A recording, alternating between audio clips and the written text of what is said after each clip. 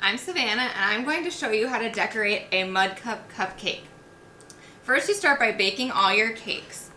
I've already pre-filled these, but that will be the first step that I show you.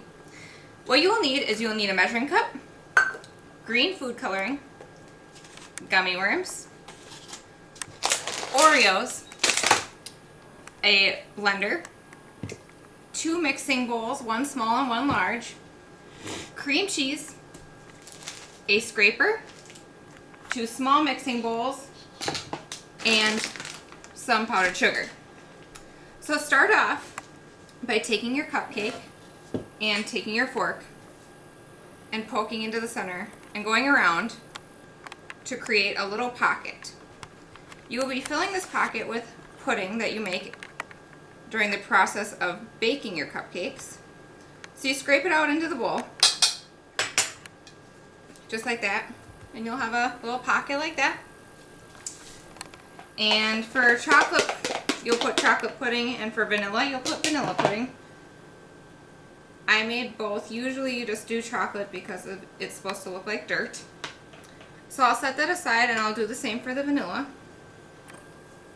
And as I'm going around, I'm making sure not to go all the way down, otherwise the pudding soaks into the cake and you end up with a mess and all the cake gets soggy. So I scrape that out and then I add vanilla pudding to the vanilla.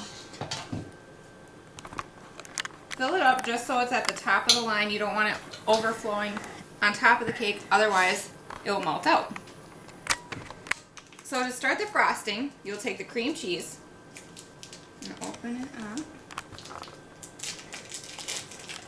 And because I have 2 boxes of cake, I'll use 2 cream cheese, but for one you'll only use 1 cream cheese container. So you open up,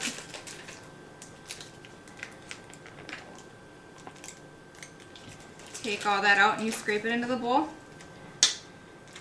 Try not to take out your cream cheese too late, otherwise it won't be soft enough to spread it around. So I open up the other one, and the other part that you don't want to do is you don't want to have too much cream cheese, otherwise it won't spread on the cupcake. So next I take my 1 cup of powdered sugar. Powdered sugar, the measurement isn't exact. It depends on how sweet you want your frosting. I like mine sweeter. So I add about 2 cups of powdered sugar. And I put that into the bowl with the cream cheese. So I'll spread that around until it's evenly mixed. So after you're done mixing, you add in 4 drops of green food coloring, and it will come out like this. You can also add more if you want it to be darker. So the next step you do is you take Oreos, just any normal Oreos. You don't have to worry about double stuffed or anything, because what you'll do is you'll scrape out the inside and put them into a bag or into a blender like I did and crush them until they look like dirt. So the next step you do is you take your scraper and you will be putting your icing into any plastic bag. This just saves time, so you don't have to go buy an icing bag, and because not everybody's a professional at home, and it's a little less messy than trying to make each and every cupcake the same. And what I do for mine is I cut a little triangle out of one corner so it comes out to look like grass, which you will see in a little bit. So after you have about half of your icing in your bag,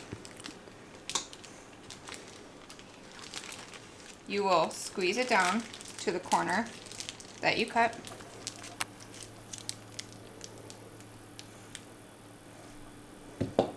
And you take your cupcake and you just go around and you dab it up. It doesn't need to be perfect, obviously. It's grass, so there's going to get dirt in it, and it's just supposed to add a little bit of color to your cupcake. So as you're going around, you want to scrape off the edge of your icing tip just so it doesn't get full of icing and it's still coming out. This is probably the longest part of the process, but it makes the cupcake look that much better. And if it was just a straight line, then it'd look like you have a ring around your cupcake and that wouldn't make sense. So you're going to do that to both your vanilla and chocolate cupcake. I prefer mine to be a little bit more messy. It doesn't really matter. For any icing you can do, you can get the stuff that are store-bought. I do homemade cream cheese just because it's a lighter, more fluffy looking icing and it just tastes better. So after you get the icing on, I'm going to set that aside. And you're going to take your ground up dirt and you sprinkle that on top of the pudding. This is kind of a messy part, so if you're having like a friend help you, you don't probably want them to do that over your floor. But you cover up the pudding, so it looks like that. And as you sprinkle it on, make sure that if there's a lot of excess, you can just dump it out back into your bowl. Now, I cut my gummy worms in half. You can have them just sitting on top, but what I like to do is I stick one end in here and the other end coming out so it looks like it's coming out of the ground. You can also do this with sour gummy worms too. It's just I think that these look cooler and they're a little bit bigger. You can buy them in bulk. And to finish off your cupcake, you have to set them in the refrigerator for 10 minutes to let them set so the pudding doesn't soak into the cake. And then once you're done, you just take a fork and you can cut them in half or just eat them. They get a little bit messy, but that is how you make a mud cup cupcake.